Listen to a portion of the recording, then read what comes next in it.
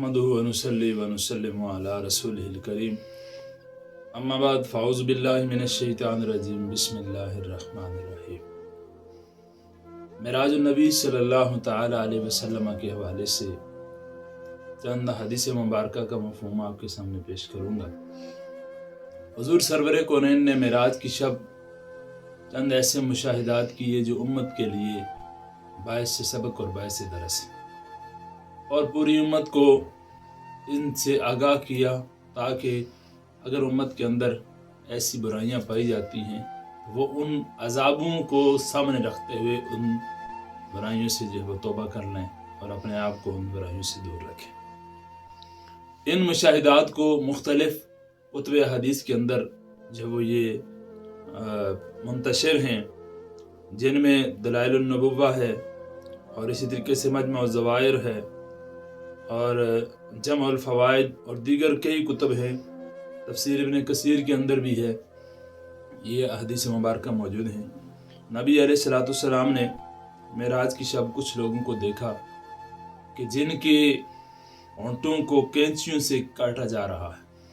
जिब्रील अमीन से पूछा, जिब्रील ये कौन लोग हैं? तो जिब्रील अमीन अर्ज़ करने लगे, या रसूल अल्लाह, ये आपकी उम्मत के वो लोग हैं जो दूसरों को तो भलाई का हुक्म देते हैं लेकिन ख़ुद अपने आप को जब वो उस पे अमल नहीं करते। और एक रवायत के अंदर है कि वो आपकी उम्मत के वो फितना परवर ख़तीब हैं जो ख़ुद तो दूसरों को कहते हैं लेकिन ख़ुद उसके ऊपर आमिल नहीं हैं, तो ये उनकी ये सज़ा है। और फिर देखा कि कुछ लोग ऐसे हैं कि जिनके नाखन तांबे के नाखन हैं और वो अपने चेहरों को और अपने सीनों को छील रहे हैं। पूछा ये कौन लोग हैं? तो फरमाया कि ये वो लोग हैं जो दूसरों की आबरू तार तार करते हैं, जो दूसरों की इज्जत जो वो उसको तार तार करते हैं, तो उनकी ये सज़ा है। हमारे माशरे में भी बहुत सारी ऐसी बुराइयाँ मौजूद हैं कि हम दूसरे की इज्जत को बखेरने की खातिर उसकी टो में लगे रहते हैं कि कहाँ से हमें कोई इसका ऐसा पॉइंट मिल जाए जिससे हम इसकी जो वो बेइज्जती करवा सकें। तो ऐसे लोगों की सज़ा ये है कि वो क़यामत वाले दिन अपने चेहरों को, अपने सीनों को अपने नाखूनों के साथ छील रहे होंगे, और वो नाखून ये दुनिया वाले नाखून नहीं बल्कि तांबे के नाखून होंगे। हज़रत अबू हुरैरा रज़ियल्लाहु ताला अन्हु से एक रिवायत है, फरमाते हैं कि रसूलुल्लाह सल्लल्लाहु अलैहि वसल्लम ने फरमाया कि मेरा गुज़र एक ऐसी जमात से हुआ जिनके पेट इतने बड़े हैं कि जैसे रहने के घर होते हैं, और उनके अंदर जब वो बाहर से नज़र आ रहे हैं कि उन पेटों के अंदर सांप भरे हैं। तो जब पूछा गया जिब्रील ये कौन लोग हैं? तो फरमाया ये मेरी उम्मत के वो लोग हैं कि आपकी उम्मत के ये वो लोग हैं जो सूद खाते।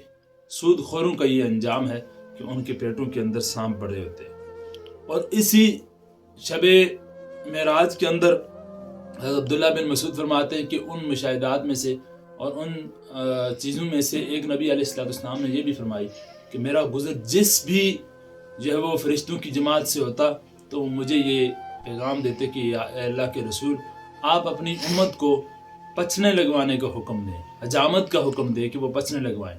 नबी अलैहिस्सलाम ख़ुद भी हजामत जब वो पचने लगवाते थे अपने सर के ऊपर और अपने दोनों कंधों के दरमियान, तो इससे जो वो बहुत सारी बीमारियों का इलाज भी है। तो इस सुन्नत की ताकीद जब वो इस चीज़ की इतनी ताकीद जो फरिश्तों ने हर जमात ने नबी अलैहिस्सलाम से ये गुजारिश की।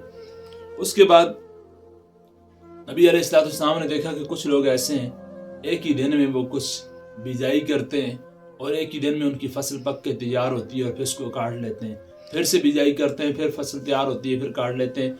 जब पूछा गया ये जिब्रील ये कौन लोग हैं? तो फरमाया ये आपकी उम्मत के वो मुजाहिदीन हैं जिनका अजर अल्लाह रब्बुल इज़्ज़त ने इतना बढ़ा दिया है कि एक के बदले रब ताला 700 गुना अता फरमाता है, और उनका खर्च किया हुआ अल्लाह उसको फ़ौरन उसका बदला अता फरमाता है। और फिर कुछ लोगों की हालत को दिखाया गया कि उनके सरों को भारी पत्थरों के साथ कुचला जा रहा है। जब पूछा ये कौन लोग हैं? फरमाया ये वो लोग हैं कि जिनके सर नमाज की वजह से बोझल रहते हैं, नमाज के औकात में वो जिनके सर बोझल रहते हैं, जो सुस्ती और काहली बरतते हैं, ये उनकी ये सज़ा है। और फिर देखा गया कि कुछ लोग ऐसे हैं जिनके जिस्मों के ऊपर चीथड़े लपेटे हैं और वो जहन्नम के खारदार जो वो झाड़ियाँ खा रहे हैं और पत्थर खा रहे हैं। तो पूछे ये कौन लोग हैं? फरमाया ये वो लोग हैं जो अपने मालों की ज़कात नहीं अदा करते थे اور پھر اسی طریقے سے ایک شخص ہے جس کے سامنے گلا سڑا گوشت ہے اور وہ کچھ لوگ کھا رہے ہیں اور ان کے سامنے ایک ہنڈیا کے اندر پاکیزہ گوشت، خوشبودار صاف پکا ہوا گوشت ہے اور وہ اس کی طرف التفات نہیں کر رہے، تو فرمایا یہ کون ہے؟ تو جبریل امین عرض کرنے لگے یا رسول اللہ یہ وہ لوگ ہیں جن کے گھروں میں پاکیزہ رشتے موجود ہیں، اس کے باوجود یہ فحاشی کا کام کرتے ہیں اور اپنی شب باشیاں جو ہے وہ کئی طوائف کے ڈیرے پہ کرتے ہیں، اور یہ وہ خواتین ہیں جو اپنے شوہروں کے ہوتے ہوئے بھی غیر محرم مردوں سے جو اپنے مراسم اور تعلقات قائم رکھتی ہیں، یہ ان کی یہ سزا ہے۔ اور پھر دیکھا کہ ایک شخص ہے جس کے سر کے اوپر باری جو وہ لکڑیوں کا گٹھا وہ اٹھانے کی کوشش کرتا ہے، اس سے وہ لکڑیوں کا گٹھا بھی نہیں اٹھایا جاتا، لیکن اس کے اندر وہ مزید جو ہے وہ لکڑیاں باندھ رہا ہے۔ پوچھا یہ کون شخص ہے؟ فرمایا یہ وہ شخص ہے کہ جن کے پاس امانتوں کا اتنا بوجھ ہے کہ وہ ان امانتوں کو بھی واپس کرنے کی استطاعت نہیں رکھتے، لیکن اس کے باوجود وہ مزید امانتیں اکٹھی کیے جا رہے ہیں، تو ان کی یہ ایک شکل دکھائی جا رہی ہے۔ اور پھر ایک بیل کو دیکھا کہ جو ایک سراغ سے جب وہ نکلتا ہے اور پھر اس کے اندر وہ گھسنے کی کوشش کرتا ہے لیکن دوبارہ داخل نہیں ہو سکتا، 12 کوشش کے باوجود۔ تو نبی علیہ السلام نے جب یہ پوچھا تو جبریل امین عرض کرنے لگے کہ اللہ کے رسول یہ وہ مثال ہے کہ جب کوئی شخص بڑی بات منہ سے نکال دیتا ہے پھر اس کو سمیٹنے کی کوشش کرتا ہے لیکن وہ پھر سمٹی نہیں جاتی۔